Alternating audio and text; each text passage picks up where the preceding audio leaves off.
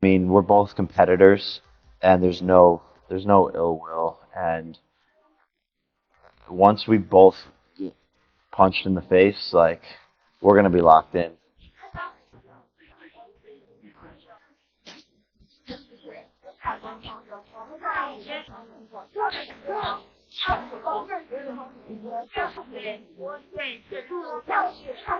Hank has one job to do, which is to let anybody know that's listening that it doesn't make any difference. Boxing is a real sport. My skills versus your skills, of which I have an abundance of and of which you have none of. Jake Paul looks shaken after learning that Floyd Mayweather has officially joined Gervonta Davis's training camp. Though he insists he's staying positive and focusing on his mindset, his nervous expressions and tense body language reveal the truth. The thought of Mayweather guiding Tank's precision, power, and timing has completely shifted the atmosphere. Fans are convinced Jake finally realizes he's not just fighting a social media rival. He's stepping into the ring with a lethal boxer coached by one of the greatest minds in history. The pressure is undeniably crushing him. Cardio, the conditioning, it's a sprint and a marathon at the same time. But I feel great. So I don't know, after 5 years of doing it, I'm healthier than ever, mentally doing amazing. So I'm just always thinking of the positive, and even in sparring, I've never been knocked down or knocked out or anything. So I've just yet to experience any Have you ever been knocked out? no. Oh, I was meditating once. That's how my nose is crooked. People think my nose is crooked from boxing, but I was meditating once. It's the only time I've ever passed out and I got knocked out.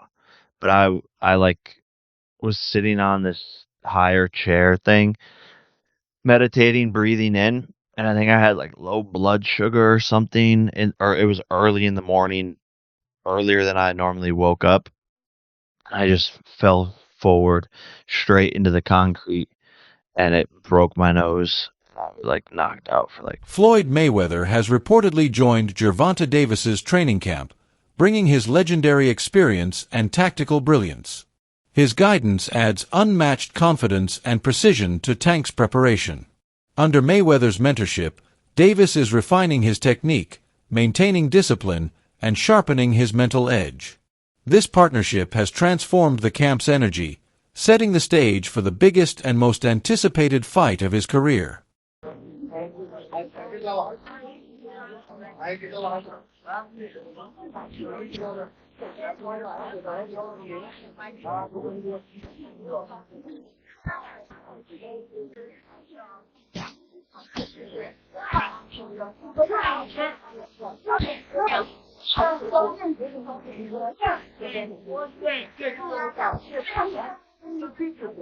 Boxing analysts quickly point out the massive size and range difference between the two fighters. Gervonta Davis has spent his career destroying opponents in lighter divisions, where his explosive power and speed have made him nearly unstoppable. But Jake Paul is a natural cruiserweight, entering the ring far heavier and using his superior height and reach to dictate distance. This creates a stylistic and physical mismatch that has experts deeply concerned. Many argue the gap in size, strength, and frame could make the fight unsafe and unfair. While Davis brings elite skill and knockout precision, the sheer physical disparity tilts the scales heavily toward Jake. Critics insist no major commission would ever approve such a bout as an official, legitimate contest. My question is, what's the rules? And like, are they going to actually try and knock each other out? Because it's going to be a glorified sparring match. I'm not watching. I don't give a fuck. Jake's gonna have a hard time hitting him. Yeah.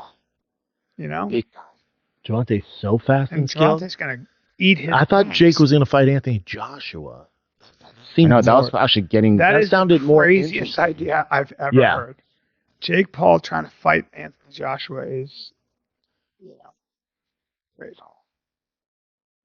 Not a sanctioned professional bout. This means the fight will not count towards either fighter's professional records. So it's still being finalized. Yeah, I don't like that. I don't like So that. what is so behind the scenes? You think there are things like, hey, we Yes. don't punch Yeah. each other in the jaw? Yep. Yep.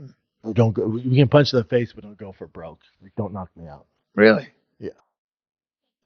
Exhibition. That's So not they very can get away interesting with to it. me. No. Until I find the rule sets, but when I hear exhibition, I'm like, okay.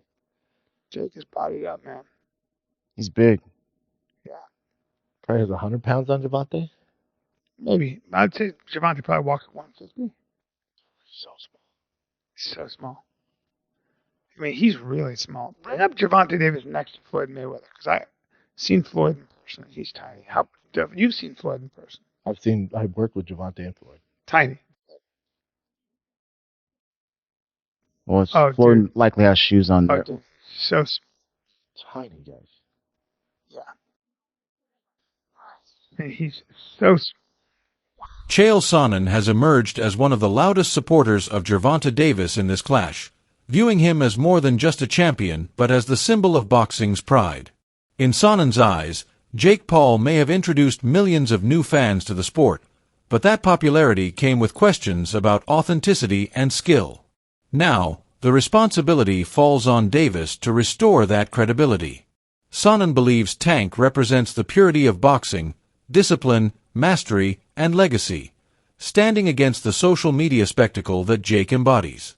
For him, this fight isn't merely about victory, it's about defending the sport's integrity.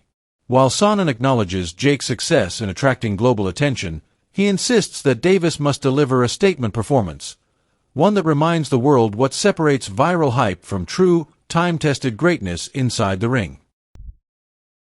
Tank has one job, which is to let anybody know that's listening that it doesn't make any difference. Boxing is a real sport. My skills versus your skills, of which I am an abundance of and of which you have none of. My life's commitment and dedication versus a second or third or fourth thought in the world of priority on your list. And I used to believe those things. Now, I go back far enough in MMA that I've had my eyes open a number of times.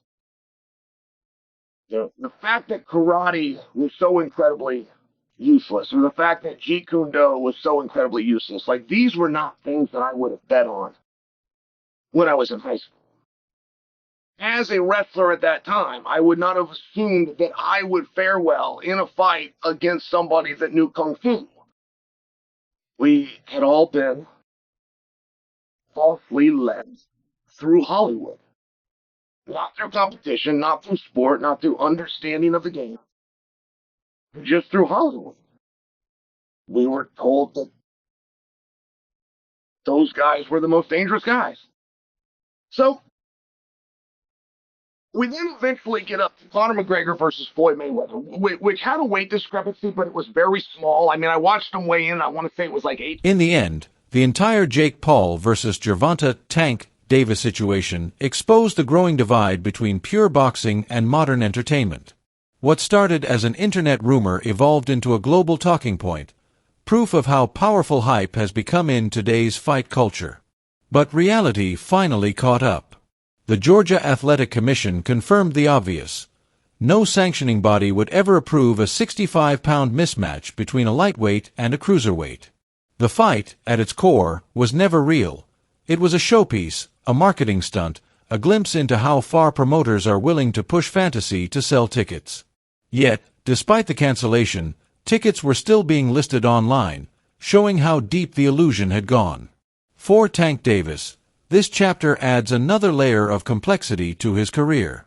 Once celebrated as the heir to Floyd Mayweather's throne, he now faces questions about priorities and legacy. Fans are torn. Some defend his right to chase money, while others feel betrayed, believing he's neglecting his true purpose as one of boxing's most gifted athletes. The sport doesn't need another spectacle. It needs its champions to act like champions. People expected Tank to lead, to raise the standard, and to fight the names that matter. Instead, they got chaos, confusion, and a cancelled event that left everyone questioning the direction of boxing itself. Meanwhile, Jake Paul remains unbothered, because this is exactly his arena: controversy, attention, and viral moments. He thrives on chaos. He doesn't chase belts, he chases headlines. And whether you love him or hate him, he understands something that traditional boxing still struggles with. In the age of clicks, hype sells faster than honor. At the end of the day, both fighters represent different sides of the same coin, one chasing greatness, the other chasing relevance. But the truth is simple: boxing can't survive on spectacle alone. It needs authenticity, competition, and heart. The fans deserve better than fantasy fights and false promises. So, if you believe in real boxing, fighters who fight for legacy, not likes, make your voice heard. Smash that like, share, and subscribe button right now, and join the movement to bring respect back to the sport we love.